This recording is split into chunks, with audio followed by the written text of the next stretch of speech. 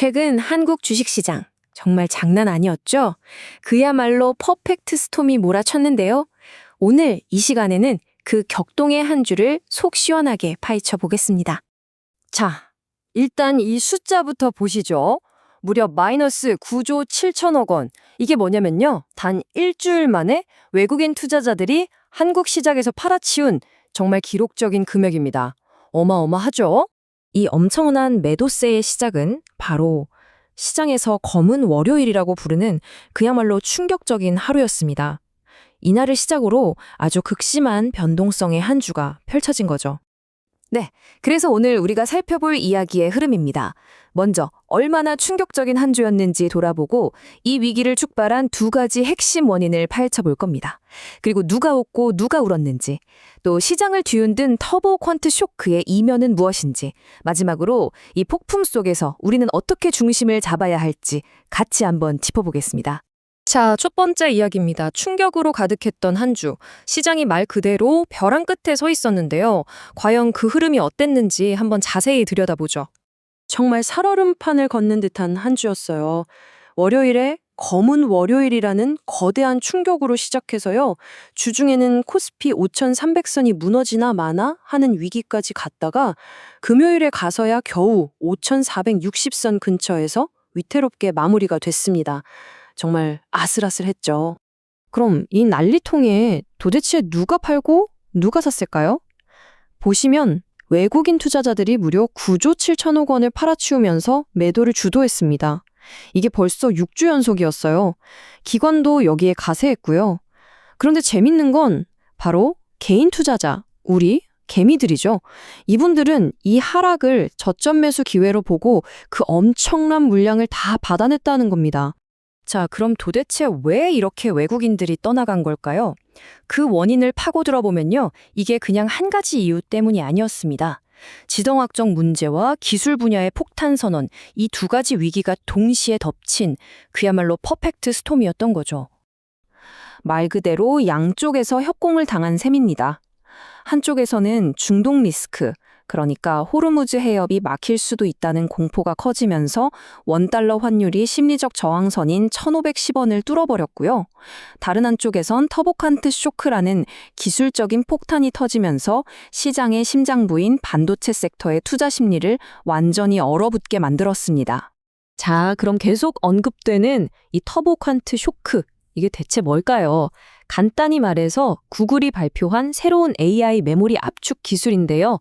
이게 왜 충격이냐면 AI를 돌리는 데 필요한 비싼 고대역폭 메모리 HBM의 사용량을 어마어마하게 줄일 수 있다는 겁니다. 그러니까 시장에서는 그럼 이제 HBM 많이 안 필요한 거 아니야? 하는 공포가 확산된 거죠. 이런 혼돈 속에서도 아시겠지만 돈은 그냥 사라지지 않죠. 어딘가로 흘러갑니다. 이번 위기는 정말 시장의 희비를 극명하게 갈라놓았는데요. 누가 울고 누가 웃었는지 한번 보시죠. 이 표를 보시면 한눈에 들어오죠. 반도체 섹터는 터보 퀀트 쇼크 때문에 말 그대로 급락했습니다.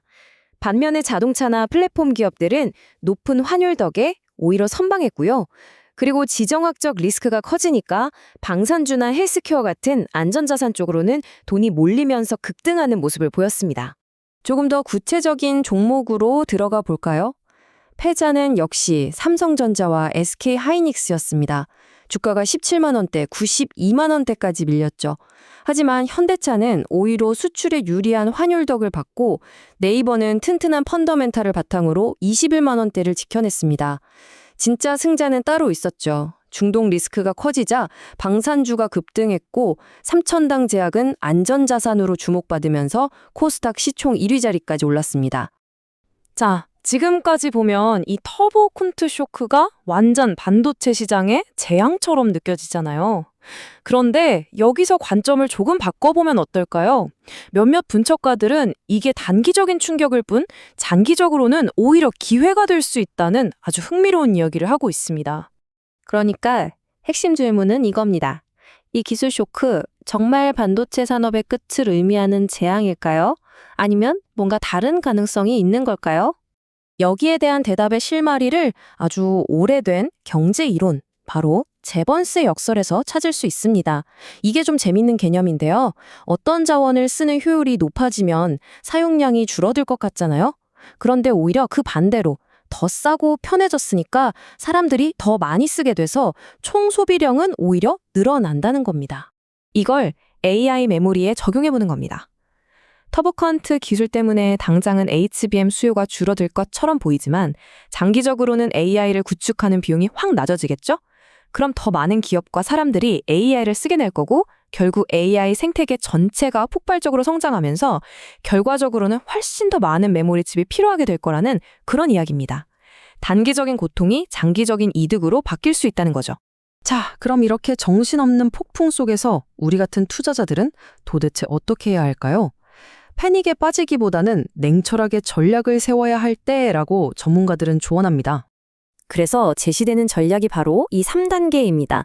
첫째, 일단 변동성 관리부터 해야 합니다. 특히 이번 쇼크에 민감했던 기술주 비중이 높다면 리스크를 조절해야겠죠.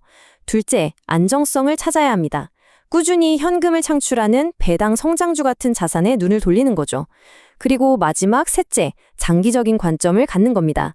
남들이 공포에 떨 때를 오히려 기회로 삼아서 시장 지배력이 있는 초우량 기업들을 싸게 살 수 있는 스트레스 테스트 기간으로 활용하라는 겁니다. 네, 바로 이 말의 핵심이 담겨 있죠. 훌륭한 기업의 지분을 싼 값에 늘려갈 수 있는 좋은 기회다. 지금 당장의 위기가 멀리 보는 투자자에게는 정말 다시 없을 선물이 될 수도 있다는 뜻입니다. 자, 오늘 이렇게 시장을 뒤흔든 여러 가지 힘에 대해 알아봤는데요. 결국 마지막 질문은 여러분 자신에게 달려 있습니다. 이처럼 공포가 시장을 지배할 때 여러분의 다음 수는 무엇이 될까요? 한번 깊이 생각해 보시는 계기가 되었으면 합니다.